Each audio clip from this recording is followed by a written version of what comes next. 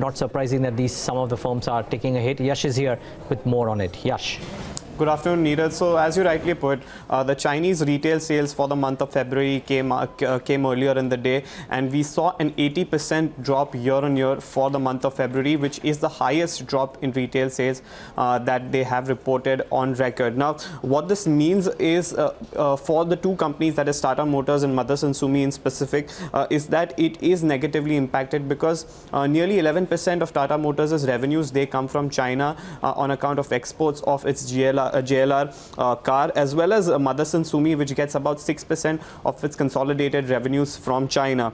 Now, MK in a recent report had done a sensitivity analysis, and they say that if demand is impacted by about 25%, then we could see about a 3% hit on its earnings for the first quarter of FY21 when it comes to Tata Motors, and about 2% for Motherson Sumi. But that apart, we've had some commentary come in from these companies when they reported their February sales numbers. And I'll start first with M&M. Now, they have said that because of the coronavirus outbreak in China, that would impact the supply of certain parts from the country, and as a result of which they have seen a drop in billing volume for the month of February, as well as the dealer inventory has fallen now under 10 days. Going into March, they anticipate the challenge on parts supply to continue for another few weeks before reaching to any normalcy. Tata Motors too had highlighted the similar concerns with respect to the supply chain disruption.